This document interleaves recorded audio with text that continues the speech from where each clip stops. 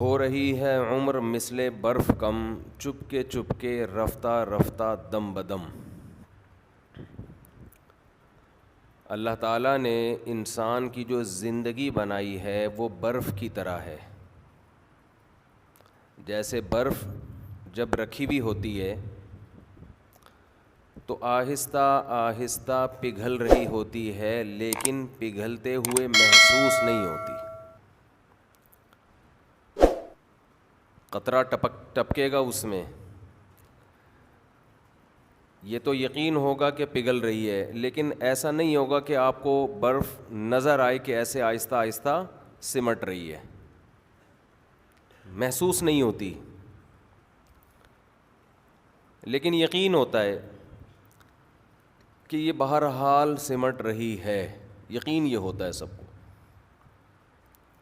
میں جو بات کرتا ہوں نا، یہ جو بیان ہے اتوار کا یا جمعے کا، اس میں اپنے آپ کو بھی مخاطب کرتا ہوں، میں اپنے آپ کو بھی سامعین میں داخل کر کے کہ مجھے بھی عقل آئے، مجھے بھی سمجھ آئے۔ ایسا نہیں ہے کہ ہم کوئی بہت بڑے فنٹر ہیں، کوئی بہت بڑے بزرگ ہیں اور آپ کو سمجھا رہے ہیں، تو اپنے آپ کو بھی مخاطب بناتا ہوں، اپنے آپ کو بھی کہتا ہوں کہ تو انسان کا بچہ بن جا بھائی، انسان بن جا، کیونکہ یہ باتیں تو کامن سینس کی ہیں نا، سب کے لیے ہیں۔ اللہ نے پیغمبر صلی اللہ علیہ وسلم کو جو احکام دیے نا، تو نبی صلی اللہ علیہ وسلم کو حکم دیا ان کو سمجھائیے۔ تو پیغمبر تو معصوم ہوتے ہیں، ان سے گناہ نہیں ہوتا، لیکن میں اور آپ میں سے کوئی بھی معصوم نہیں ہے۔ ہر شخص کو نصیحت کی ضرورت ہے، مجھے بھی، آپ کو بھی۔ جو اپنے آپ کو فنٹر سمجھنا شروع کر دیں نا، تو اس کا مطلب یہ ہے کہ وہ تو ٹھیک ہو ہی نہیں سکتا۔ اور یہ بات خوب اچھی طرح سمجھ لیں کہ جو لوگ دعوت کا کام کرتے ہیں، لوگوں کو برائیوں سے روکنے کا کام کرتے ہیں، یہ خوب سمجھ لیں ان کے بگڑنے کے چانسز زیادہ ہوتے ہیں۔ آپ حیران ہوں گے یہ کس طرح کی بات کر رہا ہوں میں۔ جو دوسروں کو نصیحت کرتے ہیں نا، یہ کرو، یہ نہیں کرو، یہ برا ہے، یہ اچھا ہے، ان کے اپنے خراب ہونے کا چانس، بولو نا، زیادہ ہے۔ کہو گے یار یہ کس قسم کی باتیں کر رہے ہیں مولانا صاحب؟ بھئی یہ بالکل صحیح قسم کی بات کر رہا ہوں۔ وجہ اس کی یہ ہے کہ انسان برائیوں سے بچتا ہے، نیکیوں پہ آتا ہے اللہ سے تعلق کی بنا پر، اللہ سے محبت کی بنا پر، لوگوں سے تعلق کی بنا پر نہیں۔ سمجھتے ہو؟ جب دوسروں کی فکر کرتا ہے نا، یہ ٹھیک نہیں ہے، یہ صحیح نہیں ہے، اس کو صحیح کر لو، تو اس کا اپنا اللہ سے تعلق کمزور ہونے لگتا ہے۔ اللہ سے اپنا تعلق مضبوط جب ہوتا ہے جب انسان اللہ سے راز و نیاز، مناجات، ذکر، تلاوت، نماز، تنہائی میں دل لگائے اللہ کے ساتھ۔ تو جو لوگوں میں رہے گا تو اس کا تو لوگوں سے کنیکشن بحال ہوگا نا، اللہ سے تھوڑی ہوگا۔ مشکل ہے بھائی، ڈیفیکلٹ۔ لوگ یہ سمجھتے ہیں کہ ہم جو سارا دن کہتے رہتے ہیں نا، دفتروں میں آپ نے دیکھے ہوئے کچھ خلیفے ہوتے ہیں، دیکھا ہوگا نا، بولتے بہت ہیں، یہ کر لو، یہ نہیں کرو، یہ صحیح ہے، یہ غلط ہے، یوں ہے، یوں ہے۔ اکثر عمل میں وہ پیچھے ہوتے ہیں، اور خاموش مزاج لوگ اکثر عمل میں آگے ہوتے ہیں۔ سمجھتے ہیں؟ خلیفے ہوتے ہیں ہر جگہ، اسکول میں خلیفے ہوتے ہیں، ہم نے دیکھے ہیں، کلاس میں 2-3 خلیفے، دفتروں میں 2-3 خلیفے۔ ہم تو ان کو پیار سے خلیفے کہتے تھے، اب آپ لوگ پتہ نہیں کیا کہتے ہیں، پنچایتی بھی کہتے ہیں، اور بھی کچھ لفظ ہیں نازیبا ہیں، وہ ممبر پہ بتانے کے نہیں ہے، کبھی آپ چھاؤں میں الگ میں ملاقات کریں گے تو ہم بتائیں گے، یہ بھی ہوتے ہیں۔ بولتے بہت ہیں، ہر وقت بولنا، یہ صحیح، یہ غلط، یہ صحیح، یہ غلط۔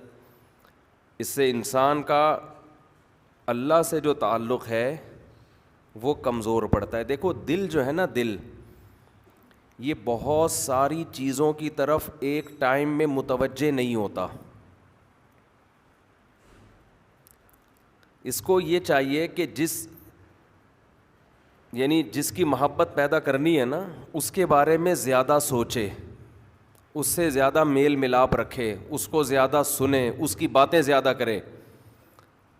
جس کی باتیں زیادہ, جس کے بارے میں سوچنا زیادہ, جس کا تذکرہ زیادہ ہو, اس کی محبت دل میں آتی ہے. تو جب انسان تنہائی میں اللہ سے راز و نیاز کرتا ہے, اللہ سے دعائیں مانگتا ہے, عبادت کرتا ہے, تو اس کا اللہ سے کنیکشن مضبوط ہوتا ہے. اور جب لوگوں میں گھل مل کے رہے گا, چاہے وہ دین کے لیے ہی کیوں نہ ہو, تو کچھ اور فائدے تو اس کے ہوتے ہیں, لیکن ایک بڑا فالٹ یہ پیدا ہونے لگتا ہے کہ اس کا اپنا اللہ سے ریلیشن کمزور ہونے لگتا. کیونکہ لوگوں کے اس پہ بھی دیکھو, جیسے ایک انسان خود لوگوں پہ اثر ڈالتا ہے نا, تو انسان لوہے کا بنا ہوا نہیں ہے, وہ لوگوں کا اثر لیتا بھی ہے.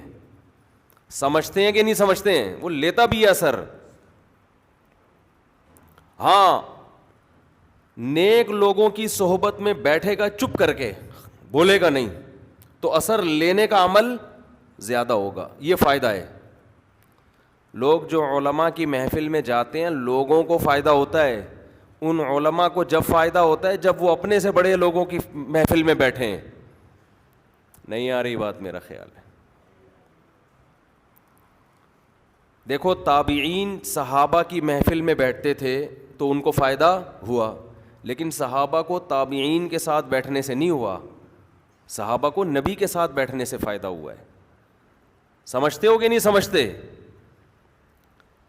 ایک ڈاکٹر سینئر ڈاکٹر کے ساتھ بیٹھے گا تو اس کا علم ترقی کرے گا, جونیئر کے ساتھ بیٹھے گا تو جونیئر کو تو فائدہ ہوگا, اس کو خاص فائدہ نہیں, تھوڑا بہت تو ہوگا, خاص فائدہ نہیں ہوگا. تو اللہ تعالیٰ کے ساتھ جس کا تعلق قوی ہوتا ہے, ہمارے حضرت ایک مثال دیا کرتے تھے اس کی, کہ کنویں سے جب پانی نکالا جائے نا, نکالتے رہو تو کیچڑ آنا شروع ہو جاتا ہے. کنویں سے پانی نکالنے میں فائدہ جب ہوتا ہے جب پانی آنے کا ٹائم بھی اس کو دیا جائے. اس میں پانی آئے گا پھر لوگ نکالیں. تو علماء یا جو بھی نیک لوگ دین کا کام کر رہے ہیں, لوگوں کو واعظ و نصیحت کر رہے ہیں, ان کی مثال کنویں کے پانی کی طرح ہوتی ہے. اگر وہ سارا دن تبلیغ کرتے رہیں, ہر وقت یہ کرو, یہ نہیں کرو, یہ نہیں کرو, یوں کرو, جیسے بعض لوگ کر رہے ہوتے ہیں, تو کیچڑ آنا شروع ہو جائے گا. سمجھتے ہیں؟ کیونکہ جو پانی اللہ سے ان کو لینا چاہیے تھا وہ تو تہجد کی نماز میں, تلاوت میں, ذکر میں, دعاؤں میں ہے. اللہ سے تعلق پیدا ہو, اخلاص پیدا ہو. وہ تعلق یوٹیوب, فیس بک اور پبلک سے زیادہ میل جول اس تعلق کی ایسی کی تیسی کر دیتا ہے. سمجھتے ہیں؟ اب یہ بات ہے تو علماء کے لیے, لیکن یہ پبلک کے لیے بھی ہے. پبلک میں بھی ایسے لوگ ہوتے ہیں سارا دن بیٹھ کے یہ صحیح ہے, یہ غلط ہے, یہ صحیح ہے, یہ غلط ہے, سارا دن بیٹھ کے نصیحت کرتے رہو. اپنی اصلاح سے انسان غافل ہوتا ہے. تبلیغ کرنا فرض ہے. دیکھو کیسے فرض ہے. قرآن مجید میں اللہ نے رسول اللہ صلی اللہ علیہ وسلم سے متعدد مقامات پہ فرمایا کہ اذا فرغت فانصب وإلی ربک فارغب ان لک فی النہار سبحا طویلا. اے نبی, آپ نے دن بھر لوگوں میں چلنا پھرنا ہے. دن بھر آپ نے کیا کرنا ہے؟ تو نبی جو دن بھر لوگوں میں چلا پھرا کرتے تھے وہ بزنس کے لیے, کاروبار کے لیے نہیں, وہ تبلیغ کے لیے, دین کی خدمت کے لیے, جہاد کے لیے. تو قرآن کہہ رہے چونکہ دن بھر آپ لوگوں میں مشغول رہتے ہیں, لہذا آپ کی زیادہ ذمہ داری ہے کہ فراغت میں فن سب اپنے آپ کو عبادت میں تھکائیے.